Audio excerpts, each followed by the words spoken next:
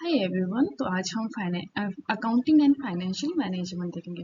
तो अकाउंटिंग क्या होता है ना, अगर मैं आपको एग्जांपल दूं तो अकाउंटिंग होती है कि वो आपको एक फाइनेंशियल स्टोरी बताता है एक्यूरेटली, और उस स्टोरी के बेसिस पे जो डिसीजन लिए जाते हैं ना कि हमने नेक्स्ट क्या करना है, that is called financial management.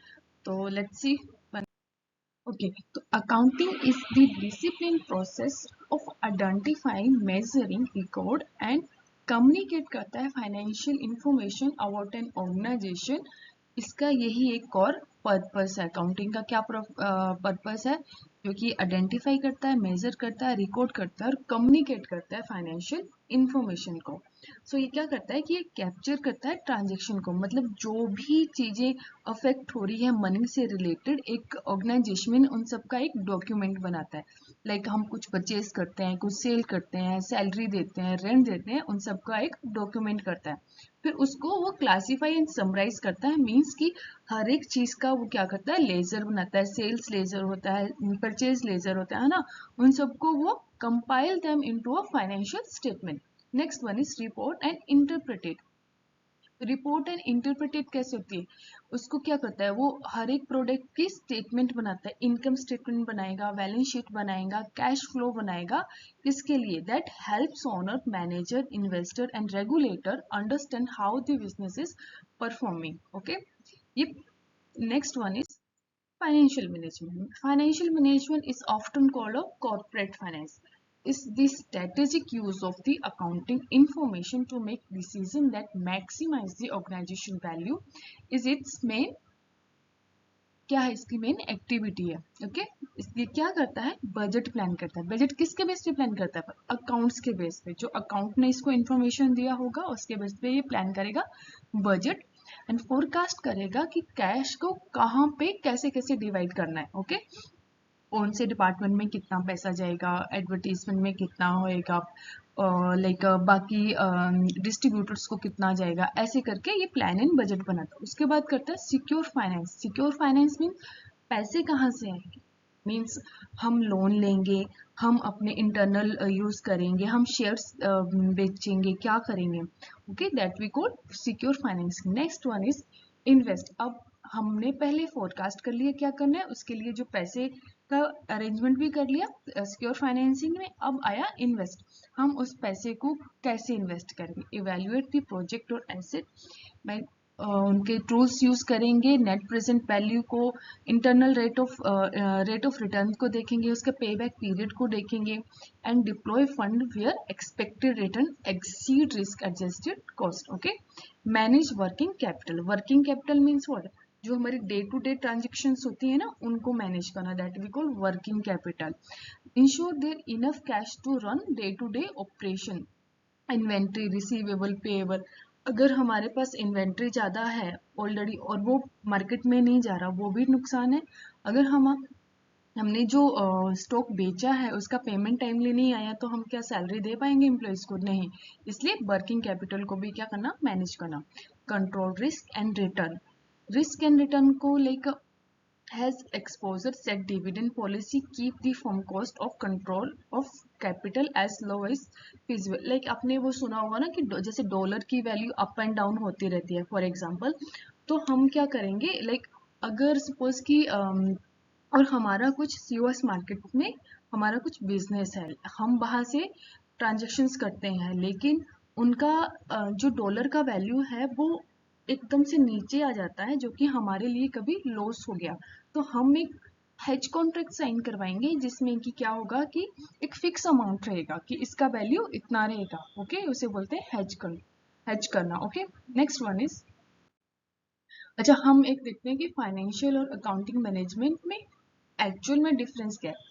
अच्छा, फाइनेंशियल जो अकाउंटिंग होती है वो बोलती है व्हाट हैपेंड, मतलब क्या हुआ, जो पूरा ट्रांजेक्शन्स के रिकॉर्ड्स देती है ना आपको कि इतनी सेल्स हुई, इतनी परचेज होगी, वो बताता है आपको व्हाट हैपेंड मतलब क्या हुआ। व्हाट टू डू मतलब हम फ्यूचर में क्या करेंगे। ओके, ये जो डेटा होता है इसका, ये फोकस करती है actually accounting historic data and compliance को। जो हो चुकी होती है चीजें उसको ही रिकॉर्ड करते हैं। परचेज होगी तो हम रिकॉर्ड करेंगे कि भाई ये परचेज हो गया है। और फाइनेंशियल मैनेजमेंट क्या करता है, फ्यूचर डिसीजन और वैल्यूज को देखता है। ठीक है। वो फ्यूचर डिसीजन लाइक बजट बनाना है, रिस्क रेशियो देखनी है, ये सब चीजें क्या है, फ्यूचर पे डिपेंड करती है ना। ये क्या करता है, जर्नल, लेजर, फाइनेंशियल स्टेटमेंट वगैरह बनाता है, अकाउंटिंग और ऑडिट करता है। On the other hand financial management क्या करता है, बजट बनाता है, फोरकास्ट करता है, इन्वेस्टमेंट के डिसीजन लिखता है, कैपिटल स्ट्रक्चर कैसा होगा, लॉन्ग टर्म, शॉर्ट टर्म क्या चीजें होंगी। इसके जो यूजर्स होते हैं अकाउंटिंग के, they are internal user, external user, दोनों हो सकते हैं, like manager, investor, tax authorities. On the other hand financial management का तो अगर आपको फ्यूचर में बिजनेस में क्या करना है, ये डिसीजन तो एक कंपनी के ही इंटरनल लोग लेंगे ना कि बाहर के। तो these are internal leadership and investor. Next is, अब एक हम थोड़ा इसको डिटेल में देखते हैं। जो रिस्पॉन्सिबिलिटी होती है एक अकाउंटेंट की हो या एक अकाउंटिंग की, दे आर, ये क्या करते हैं, फाइनेंशियल रिपोर्ट बनाते हैं, prepare of statement. External and internal audit support करते हैं, टैक्स कंप्लायंस एंड फीलिंग होती है, एस्टैब्लिशिंग, मॉनिटरिंग, फाइनेंशियल कंट्रोल, और ये क्या करते हैं, बुक कीपिंग करते हैं, ट्रांजेक्शन एंड रिकॉर्ड करते हैं, ठीक है। ये main responsibility. On the other hand management की, फाइनेंशियल मैनेजमेंट की जो main responsibility, that is finance को एनालाइज करना, स्टेटमेंट जो होती है उनको इंटरप्रिटेट करना, लाइक जो भी हमारी स्टेटमेंट है, बैलेंस शीट होगी, कैश फ्लो स्टेटमेंट होगी, है ना।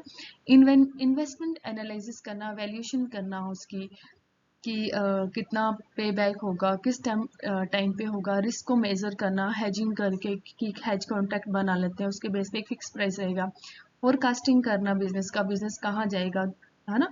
बजटिंग, प्लानिंग, कैपिटल को एलोकेट करना, स्ट्रेटेजिक फाइनेंसिंग, ये सब किस में आता है, फाइनेंशियल मैनेजमेंट। इसका जो कोर नॉलेज ऑफ एरिया है अकाउंटिंग का, that is gap, IFRS standards and tax laws, regulation, accounting principle and journal entries, financial statement structure, auditing, internal control procedure. On the other hand, इसका जो है वो क्या है, ये क्या करता है, फाइनेंशियल स्टेटमेंट को एनालाइज करता है, जो भी थेरीज है, NPB, IRR, DCF, ये सबको देखता है, उसके रिस्क मैनेजमेंट करता है, कैपिटल मार्केट को देखता है, स्ट्रेटेजी, कॉर्पोरेट फाइनेंस को देखता है। एसेंशियल देखता नहीं, इसकी कोर्स नॉलेज होनी चाहिए सारी। जो फाइनेंशियल मैनेजर होगा ना, उसको इन सब चीज़ों का एक नॉलेज होना चाहिए, नॉलेज होता है, ओके।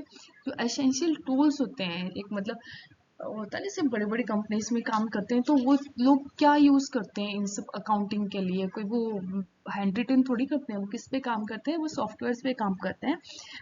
दे यूज ERP सॉफ्टवेयर, जिसमें क्विक बुक्स होंगी, सेग होंगे, SAP, ओरेकल, ठीक है। ये सब क्या होती है, अकाउंटिंग सॉफ्टवेयर्स हैं, वो यूज करते हैं, Excel, spreadsheet, reconciliations, book keeping, ledger posting, these all things are, जो एक अकाउंटेंट के पास क्या ये सब चीजें यूज करने का स्किल होना चाहिए, okay. On the other hand in financial management, financial modelling, 3 statement model, Excel, Google sheet, Bloomberg terminals, data visualisation and presentation, value scenario, sensitivity analysis, ये सब क्या होना चाहिए, स्किल्स होने चाहिए। नेचर ऑफ वर्क कैसा होता है अकाउंटिंग का, डिटेल ओरिएंटेड होता है, टेक्निकल होता है, कंप्लायंस फोकस, प्रोसेस ड्रिवन, क्योंकि हर एक प्रोसेस से वो तो है ना कि पहले जर्नल एंट्री होगी, फिर लेजर बनेगा, है ना, ऐसे से चलती है ना हमारी स्टेटमेंट्स। तो नेक्स्ट, इसमें फाइनेंशियल मैनेजमेंट में क्या होता है, स्ट्रेटेजिक होता है, ये फॉरवर्ड लुकिंग होता है, एनालिटिकल होता है, ये डिसीजन मेकिंग फोकस पे ध्यान देता है। Next one is role, common roles in title. अच्छा, लाइक आप अगर आप एक अकाउंटेंट की स्टडी करते हो तो उसमें आप क्या क्या एक बन सकते हो, या क्या क्या होते हैं ना, टाइटल्स होते हैं। एक स्टाफ अकाउंटेंट होता है, फिर सीनियर अकाउंटेंट होता है, फिर अकाउंटिंग मैनेजर होता है, फिर कंट्रोलर होता है, फिर CFO होता है। ऑन द अदर हैंड, एक जो फाइनेंशियल मैनेजर होगा या फाइनेंशियल मैनेजमेंट में जो लोग होंगे, they will be financial analyst, senior financial analyst, finance manager, या कॉर्पोरेट मैनेजर या कंट्रोलर भी बोल सकते हैं इसको, और CFO, ओके।